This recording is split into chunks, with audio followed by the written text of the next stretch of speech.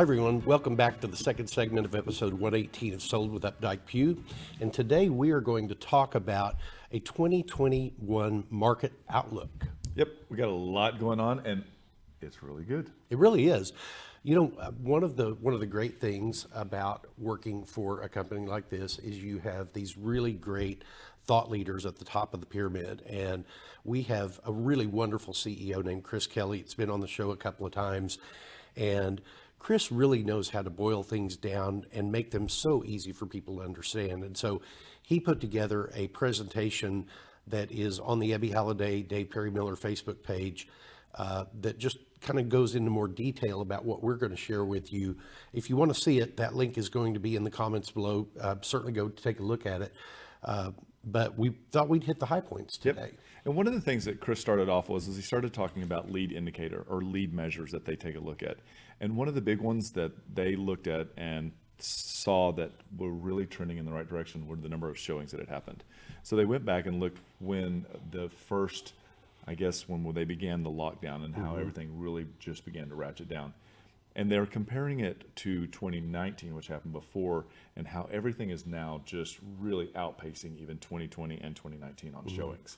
Yeah, it was, I mean, we had seen, based on the data that Chris was pulling together, we had seen that recovery in the number of showings had actually had an 85% recovery in about 6 weeks after the first stay-at-home order was in place. And that's really amazing, given the fact that, as we're going to go on, that there was fewer houses to even look at.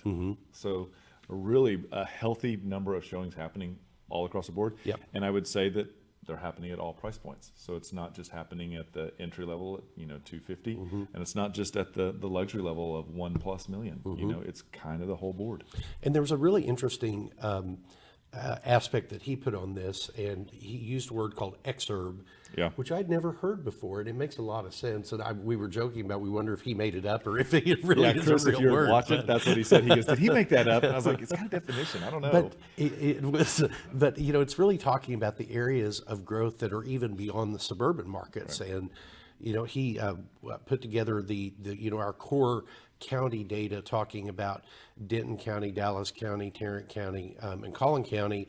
And then he talked about that for a moment, and then he started talking about that outer band of adjoining counties where all these exurbs are happening, which is like the Aubrey market, and it's happening in Fairview, and it's happening Wise. Yes, it's then Weatherford, Parker County. Yeah. I was like, "Mom, guess what? Yeah. You're in a hot market. Who knew?"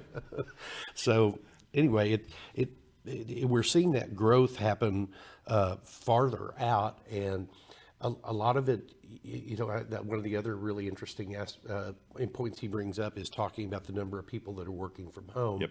And how we used to be down in the single digits, Correct. Low single digits until the pandemic. And then it shot up, to what, 80? I think the high was 85%, something, a really high number. And he pointed out that he didn't think it was ever going to be back down below the double digits again. Absolutely. And it was so funny. I can't remember what the phrase was. He said something like, "Not ever, never." Like, it will always be this aspect of the marketplace. Not now, not ever. Not now, not ever is it going to go back to the way that it was. And I thought that's really interesting. And we see that, one of our clients that we have under contract right now actually is from California. And I've said it before, he looked around all across the United States because he could go anywhere. He bought a place in Michigan on a lake, and he's buying one here in Dallas as well. So it just kind of, there is a different way that people are looking at what defines them as a home now. Yeah, and there is not this big outward migration that we all kind of thought might be coming along with wanting to get out of the condos and the townhomes. I think we definitely had a lot of people that talked about that, and we still have a lot of people that are like having the actions, putting the actions behind those words. But it's not the big everybody's not fleeing the city. It's not an exodus. And I think that people will always want to have that lifestyle that some of the urban markets have, that ability to be downstairs and go for dinner, to go for a walk. Those are just things that are more difficult when you're trying to live a car-free life when you're in the suburban market. Yeah, definitely. So there were a couple of factors that were driving that exurb migration. One was the affordability. Our average sales price in Dallas County now is $333,000. And that's up significantly from what it was, 3 or 4 or 5 years ago. But from an affordability perspective, the Exurbs still offer, an average sales price of well under $300,000. Absolutely. And the other thing too that we're seeing is new construction. New construction is everywhere, especially if you look inside of Dallas. If it's not infill product, there's a lot of new townhomes, new condos. And then when it does get into a little bit more of a neighborhood, it's new construction. I mean, there's always people that joke and say nothing stays very long in Dallas. It gets bulldozed. True, and a lot of large-scale national builders have bought huge tracts of land that are like between here and the Oklahoma border. And then there's also David Weekley is doing an infill product over there by the trail that you ride on. Yep. And it's just amazing that they're like, boom, grabbing this and they're infilling it. You put a sign up, and sometimes these things are sold out before they're completed. Absolutely. It just is amazing. So there's a lot of one of the other things that we wanted to point out was that the rise of the remote work, as we discussed a moment ago, one of the changes that we're seeing occur now is where it used to be that businesses moved and then people moved to the businesses, and now because people have been able to work remotely, they're taking that opportunity and they're moving places here like our customer is, and now the businesses are following because they know that workforce is already here, and so we've already begun to see a lot of relocation of corporate relocations here. Actually, he said it was 86,000 moved here from California in 2020, and that was during a pandemic. And I think that the little asterisk of during a pandemic, I think that speaks volumes to what's happening here with the Texas economy.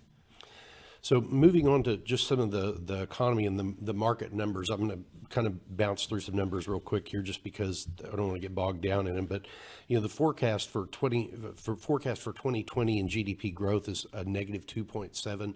That was expected, but as we get into 2022 and 2021 to 2022, they're expecting GDP growth to be over 3%. So the definition of a recession is 2 consecutive quarters with a negative GDP growth, and so I think we will be officially out of that recession.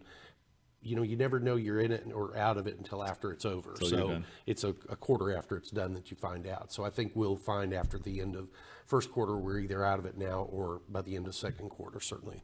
And speaking of 3%, they're also projecting that 30-year fixed mortgage rates will also stay in and around 3%. The ability for them to stay under 3% is probably going to go by the wayside at the end of this year. But they are saying that for 2022 and 2023, or let's see, 2021 and 2022, that they will stay around that 3%, which is amazing. And I hate to say historic, because it's not really historic after it's been there for 8 years. Right. Home price change year over year. Last year we experienced about a 15% price growth in our marketplace. They anticipate that growth to slow over the next couple of years, so we'll probably see somewhere between a 7 and 8% price appreciation each year the next 2 years. So are you ready to switch to the ones about buyers and sellers now? Yeah, let's jump on. So buyers and sellers, I think this is really critical, because you hear all this, and so we don't want to fan the flames and make people think it's impossible to get a house, because it's not. We do it every day.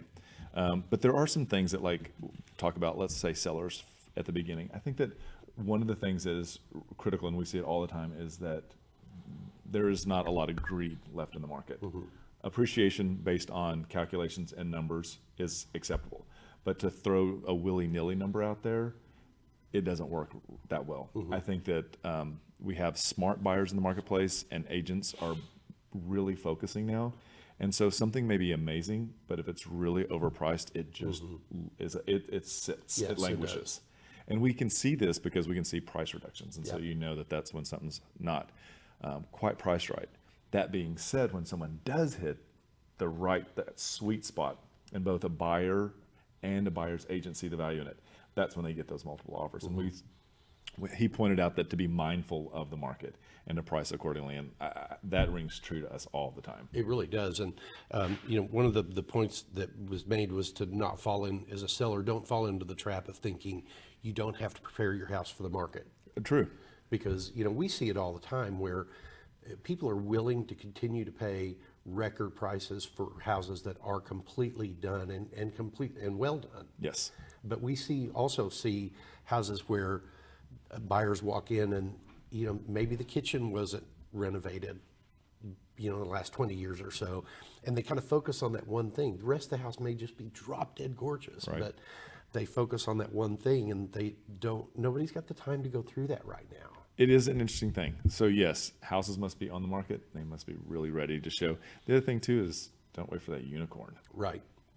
Yeah.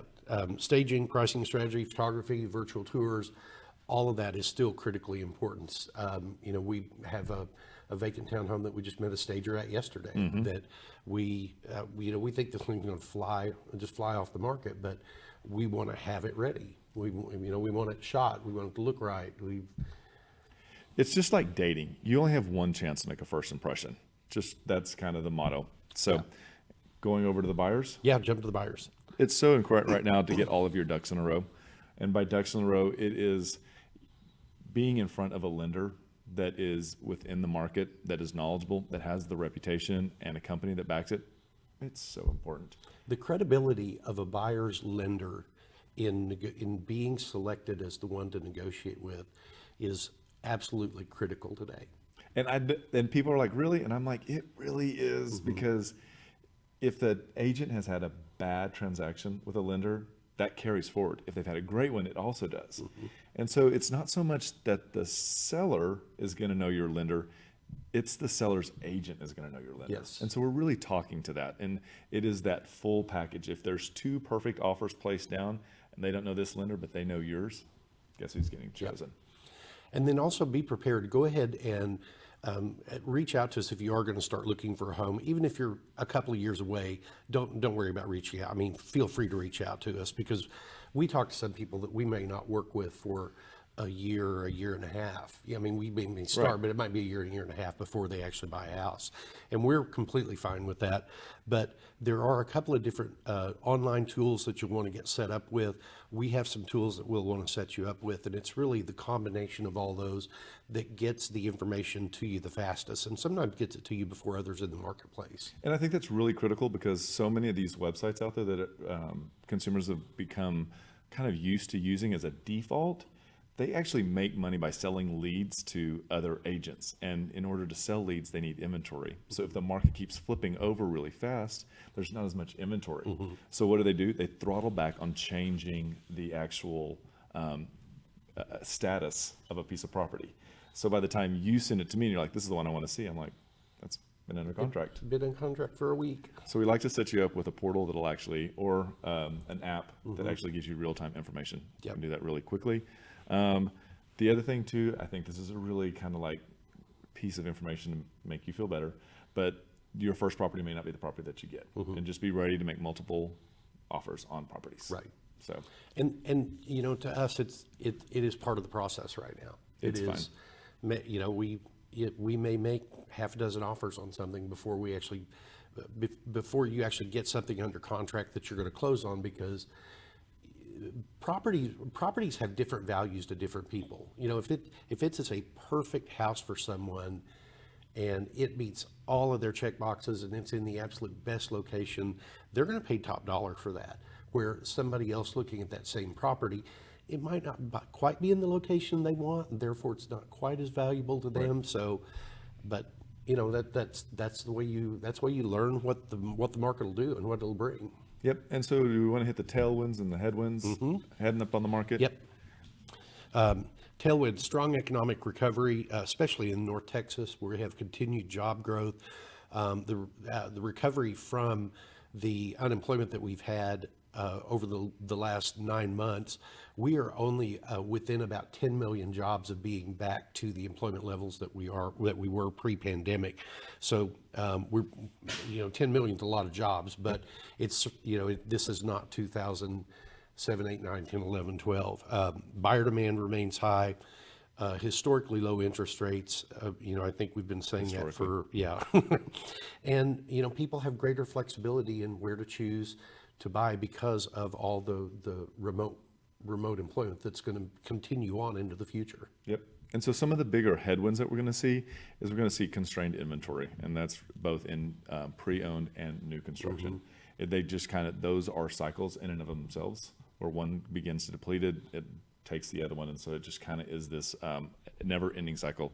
Affordability issue, even though we are one of the better prices in the United States, it still sometimes is a little bit of a sticker shock to locals when they say, how much is that house now worth in that neighborhood? Things have changed. Yeah. So these are just items that we want to present it to you. There's a whole list. I think he spoke for, 40 minutes? Yeah, 40 minutes. Great information. That link is also going to be in the comments below. And I would encourage you to watch it, just because I think that Chris Kelly has been on the show, I think, twice. And Chris Kelly is such an integral part of where Ebby, Dave Perry Miller, and Williams True are. And it's so exciting to hear him talk, because he does have a vision, and you can hear him, and you know that he's taking the company in the right direction, and it's just great to be around. And it's very, one of we've always been a very customer and very community-oriented company. And I mean, Ebby Halliday did that for 75 years, but I do feel like he really understands that and is there to kind of Embracing push us it. into the next 75 years of this. So really look forward to y'all watching it and seeing what you think. So let us know, and I guess that's the wrap for today. Hope you enjoyed it. Thanks for spending your lunch with us. And remember, we want to be your realtors for life.